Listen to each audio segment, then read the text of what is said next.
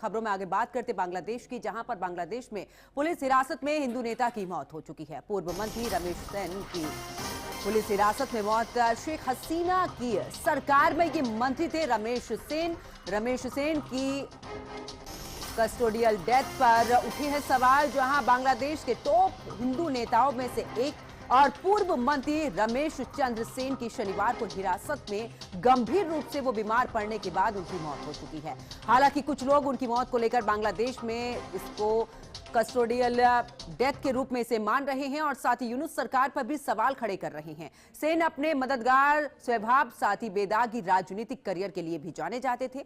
शेख हसीना के पतन के बाद जब बड़े नेता देश छोड़कर भाग रहे थे तो वो अपने देश में ही रहे। पुलिस ने उन्हें हिरासत में लिया। सेन 85 साल के थे, कई बीमारियों का सामना वो कर रहे थे। मोहम्मद यूनुस की अंतरिम सरकार के तहत जेल की स्थितियों को जानने वाले लोगों के मुताबिक उन्हें वहां पर देखभाल नहीं मिल रही थी, जिससे कि वो एक पूर्व मंत्री के तौर पर हकदार थे। उन पर हत्या सहित 3 आरोप लगाए गए थे। आपको बता दें कि अगस्त 2024 में शेख हसीना सरकार के गिरने के बाद अवामी लीग नेताओं के खिलाफ राजनीतिक बदले की भावना के आरोप आम हो गए थे और ऐसे में देखिए बांग्लादेश में इसमें से कुछ मनगढ़ंत मामलों में अपनी मनमानी के कारण लोगों को चौंका दिया था। पार्टी की राजनीति गतियों पर बैन लगा दिया गया था। उसे 12 फरवरी को बांग्लादेश में होने वाले राष्ट्रीय से बाहर रखा गया था। तो फिलहाल आपको बता दें शेख हसीना की सरकार में वो मंत्री रहे। बांग्लादेश की अगर बात करें तो ये भी कहा जा रहा है कि उन्हें जेल में पूरे तरीके से सुविधा नहीं मिल रही थी, क्योंकि वो काफी लंबे समय से बीमार चल रहे थे, अलग अलग बीमारियों से ग्रस्त थे।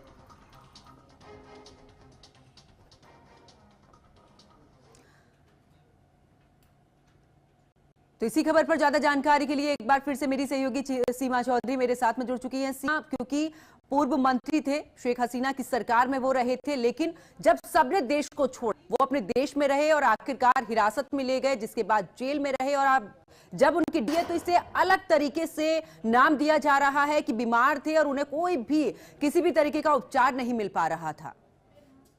बिल्कुल। और पंकज देखिए, हिंदू के टॉप नेताओं में वो शामिल थे और यहाँ पर जिस प्रकार से पूरी स्थितियां बांग्लादेश में बिगड़ती नजर आई, उनके सरकार के खिलाफ स्थितियां नजर आई, लेकिन उन्होंने बांग्लादेश में नहीं छोड़ा। जेल में उन्हें डाला गया, जेल में उनकी मौत हो जाती है। लेकिन सवाल ये है कि आखिरकार मौजूदा यूनुस सरकार क्या कर रही है। उनके द्वारा किसी तरह का कोई बयान नहीं आता है और यहाँ पर सबसे अहम बात ये हो जाती है पंकज कि इस बात के पीछे की वजह क्या रही है, ये तलाशना सबसे ज्यादा महत्वपूर्ण है, ये जानना बहुत ज्यादा महत्वपूर्ण है। लेकिन जो स्थिति इस वक्त बांग्लादेश में है, जो बदतर स्थिति हम कह लें बांग्लादेश में है, उसे देख करके लगता नहीं है कि वहां की मौजूदा सरकार इस बात में बिल्कुल भी रुचि लगाती नजर आएगी कि आखिरकार किन वजहों से ये मौत हुई है या फिर इस मौत के पीछे का मुख्य कारण क्या है।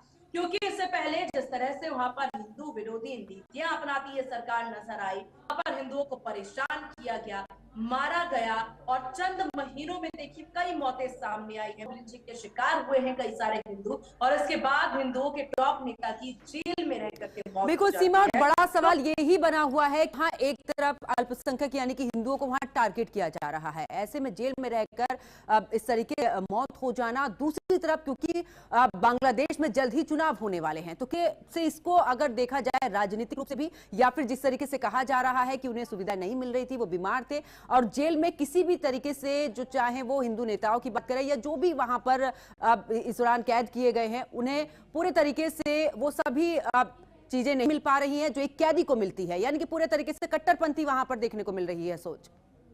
अगर हमें समझना होगा बांग्लादेश की स्थिति इस वक्त इतनी खराब है कि उन्हें या फिर वहां की सरकार से कुछ उम्मीद करना बिल्कुल ही फिजूल है। आगामी समय में चुनाव बांग्लादेश में होने हैं, लेकिन वो चुनाव कैसे होंगे, वो बताइए। एक ही पार्टी वहां पर उभरती नजर आ रही है और इस वक्त उनकी भी प्रमुखता, उनकी भी सहभागिता राजनीति में कुछ खास नजर नहीं आ रही है। आप बचिए यहाँ पर यूनुस की बात कर लीजिए। मोहम्मद यूनुस जो है बढ़ चढ़ करके यहाँ पर उभरते नजर आ रहे हैं। उनके द्वारा पाकिस्तान प्रेम बार बार दिखाया जा रहा है। ये वही पाकिस्तान जिससे अलग होने के लिए बांग्लादेश ने इतनी लड़ाइयां लड़ी, आज क्या कर रहे हैं मोहम्मद यूनुस, वो पाकिस्तान में मिलने की कवायद कर रहे हैं, भारत विरोधी नीतियां चलाते नजर आ रहे हैं।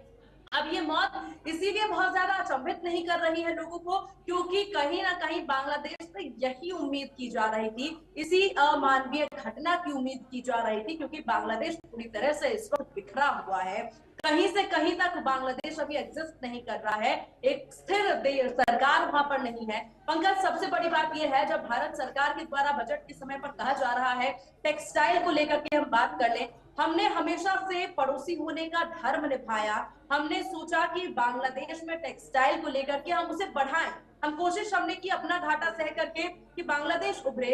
लेकिन जब बांग्लादेश के द्वारा इस तरह की नीति अपनाई गई तो कहा जा रहा था भारत सरकार क्या कर रही है, कुछ जवाब क्यों नहीं दे रही। तो यही जवाब था जब हमने तय कर लिया कि अब टेक्सटाइल में हम अपने आप को उभारेंगे। और जब ये बात सामने आती है बजट में, उसके बाद बांग्लादेश की स्थिति देखिए। टेक्सटाइल जो यहाँ पर मैन्युफैक्चरिंग पॉइंट्स है या वहां के जो कर्मचारी हैं, उन तमाम लोगों के द्वारा प्रदर्शन किया गया, अनिश्चितकालीन धरना पर वो लोग हैं। और ऐसे में बांग्लादेश की स्थिति कहीं से कहीं तक सुगम नहीं हो सकती, क्योंकि बांग्लादेश के पास ऐसा कुछ नहीं है जिसको लेकर के वो खुद को रिप्रेजेंट करे। और उस सब के बाद जब वो भारत विरोधी नीतियां चलाते नजर आते हैं, भारत के ही श्रेय में पला हुआ बांग्लादेश इस वक्त उन्हीं को मुंह दिखाते हुए नजर आ रहा है, गुस्सा दिखाते हुए नजर आ रहा है, तो बांग्लादेश की स्थिति कहीं से कहीं तक सुधर नहीं सकती। अब वहां पर बात कर लेते हैं जिस तरह से हिंदुओं को लेकर के जो नीतियां अपनाई गई, लगातार हिंदुओं को मॉब लिंचिंग के शिकार हुए हिंदुओं को लगातार मारा गया। और बांग्लादेश की कार्यकारी सरकार ने क्या किया, वो चुप बैठे रहे, उन्होंने किसी तरह का कोई बयान नहीं दिया, कोई सहानुभूति बिल्कुल नहीं सीमा, और दिखाई। देखिए इसको लेकर काफी निंदनीय इसको माना भी जा रहा है, क्योंकि जिस तरीके से बयान सामने नहीं आया। बहुत बहुत